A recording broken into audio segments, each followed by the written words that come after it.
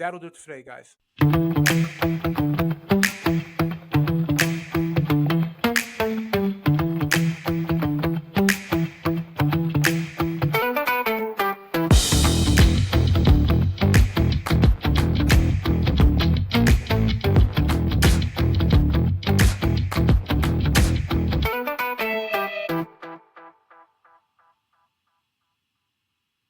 Hey, quick show today. I wanted to get into a couple of points from this week.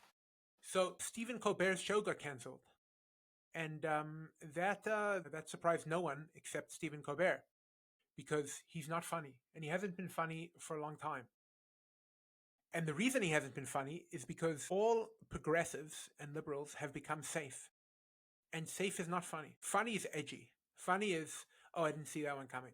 Funny is, wow, that's a good point. I hadn't seen it that way. And these progressive shows that have created this like out of touch positive feedback loop for themselves, where they only ever get pat on the back for saying something against Trump, have tanked. Stephen Colbert claims, well, this is because of Trump's settlement.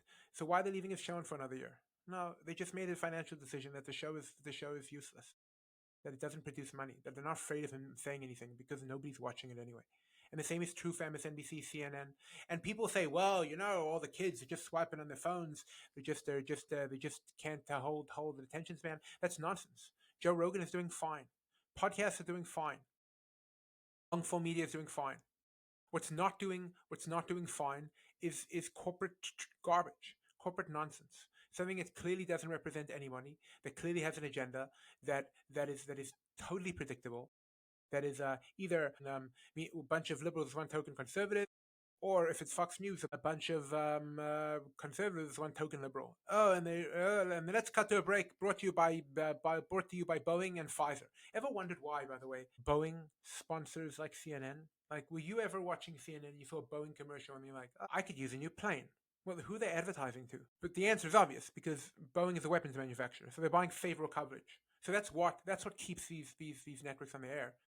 That the advertisers buy favorable coverage, and that's what it's useful for them, and that still has a use case, because the senators and Republican senators and congressmen still apparently are watching CNN. So that's why they exist, and eventually the market is just gonna shut them out, and that's great. That's fantastic. That's right. I saw Jamie Lee Curtis said, "They're trying to silence us. We're just gonna get louder." You're not gonna get louder. No one's interested in what you have to say. In the age of AI, Jamie Lee Curtis, you are not a talented person. You're just a has-been. In the age of being able to set up your own podcast rig, why does Stephen Colbert need $1 million show? Let him start his own podcast. See how well he does. I suspect it won't be great. And he used to be funny, and that's sad. But there's no need for networks anymore. There's no need for network television. There might be need for huge production value on say major shows that are interesting. But just to have a bunch of somebody in a suit and a tie in front of a live audience, why? What's that for? Who needs that? And who should pay for that? And the similar story happened with NPR. NPR is like, oh, they're trying to silence us because the state is not funding it. State is not supposed to fund any speech. There is no justification for the state to be funding PBS. Now, maybe NPR. Maybe you'll make the argument that if they're solely focused on the arts and culture and high culture, and there's something worth the government investing in that. As a libertarian, I think it's nonsense. But that's not what they're doing. We just have politically slanted nonsense news. So I don't know, if somebody wants to pay for that, or if some company wants to pay for that, then that's fine. That's the First Amendment. That's freedom of speech. Good luck to them. But you're not being silenced because taxpayers don't want to pay for that. That's an abomination of the First Amendment. That's not free speech at all. All right. That's what I got to say on this topic. Now, a fascinating story out of Kansas, which speaks for itself.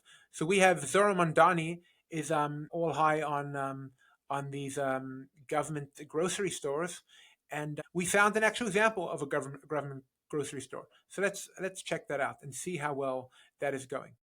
About deteriorating conditions at the Sunfresh grocery store in the Linwood Shopping Center off Prospect. First off, the smell. I mean, it's just ridiculous. I watch people walk in and walk out. The grocery store has received financial assistance from the city, but has been unable to keep those shelves stocked in an area that in the past has often been referred to as a food desert. Around here, a good thing don't last too long. and it will impact a lot of people and a lot of families. KSHB 41 News reporter Alyssa Jackson went to the store to witness it for herself and is amplifying the voices of frustrated customers and community leaders. It's clear this Sunfresh at 30. I'm actually giving this video a long time just because it is such a parody. It is so obviously, like, this could be a comedy skit, but it's not. This is First and real. Prospect is struggling. This is the first section people see when they come in. There's barely any produce. A lot of the coolers and shelves around the store look the same way, empty. So shoppers have been asking us, if the store isn't closing, then where's all the food? Where is all the food? And the answer is, without the free market, there is no food. That is why there is exploding grocery stores in this country and why there isn't in dysfunctional countries. That is why that is because in the free market, people figure out ways to get the cheapest get items to customers at the best price. They are trying to solve the needs of people, and when the minute you take out the profit motive, the thing that Zohar Mandani is so against, him with his 16 rings on his fingers, Mr. Silver Spoon, he thinks that it would be better if there wasn't the profit motive. And the profit motive ends without the profit motive. You end in empty shelves and dissatisfaction. Socialism always leads to shared misery. All right. I want to discuss the Israel-Gaza war once we're talking about food distribution. I've said this over and over again, but I think it needs to be said again. Israel is not responsible for the nutrition intake of the Palestinian people. They wouldn't be responsible for them in general, but certainly they're not responsible for the calorie intake of the people who came in to their country, murdered people, raped their women, burnt their babies, and have this stated goal of destroying them. The Palestinians are the enemies of Israel, and until they surrender, they should not get anything. Why Israel is managing this distribution, I have no idea. Why Israel is allowing Jordan to drop food to Hamas, I have no idea. Why? I mean, I understand the shocking images, but this is nonsense. How is it possible that the Jewish people can be blamed for the suffering of the Palestinian people when they started the war? They started a war and they lost, and they started another war and they lost, and they started another war and they lost. And if they can't surrender, then they have to be destroyed. Then they have to be destroyed. Hamas has to be destroyed, or they have to surrender. And if the Palestinian people can't get their own house in order, then they're going to have to suffer the consequences of war. If their policy is the annihilation of Israel, then Israel cannot rest until that risk has been destroyed. And it does not have to be proportional. This idea of proportionality is nonsense. It is such nonsense.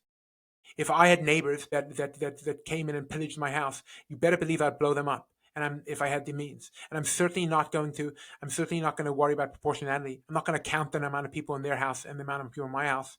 No, that's not how it goes. And this is so stupid. And people like Dave Smith go on and say, well, isn't Israel just targeting the civilians by cutting off the food aid? No, they're not. They're targeting their enemies by any means necessary, and they have the right to win this war. And if the Palestinians want to stop the war, then they have to surrender. And this moral absurdity that we have to constantly placate the anti-Semites is just nonsense. One other topic, and something I'm thinking of making some sort of video about, is, there's a lot of for years people were saying, oh, mental health, there's stigma attached to it. Oh, there shouldn't be stigma attached to it. And now I'm starting to think maybe there should be a little more stigma attached to mental health.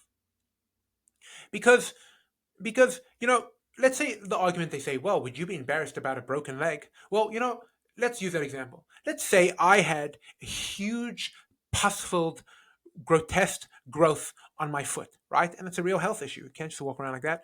But would it be appropriate for me to be like, hey, I just want to tell everybody about my struggles with my pus-filled growth on my toe? No, I think everyone would say that's TMI. So now why has it become acceptable to say, oh, I'm just filled with my mental health issues and anxiety, and I just want everybody to focus on mental health? No, I think we've actually reached saturation on this. People are sympathetic to mental health. And there is a point where, like, not everybody wants to know your problems. And the way the world works is that you create a safe environment around yourself. And those people are more interested in you, your immediate family, your children. By the way, if you become a whiner, they're not going to be terribly interested in that too. But then you have friends, and you provide a support structure, and you have privacy, and you have boundaries with people. It is not the right thing to go on a podcast and start complaining about your mental health issues because of and start bashing your parents. That is not appropriate. It's not appropriate to start telling everybody, oh, I'm in this support group and I'm in this thing and I'm this. That there should be some stigma of that, because there should be some boundaries and privacy. And this obsession with the self-absorbed vision that comes from mental health is from the mental health field, I think is the opposite of what it's meant to achieve. Mental health work was supposed to make you work on yourself internally, fix yourself, work on yourself, realize that the things that you think are from outside are really coming from the inside. It was personal responsibility.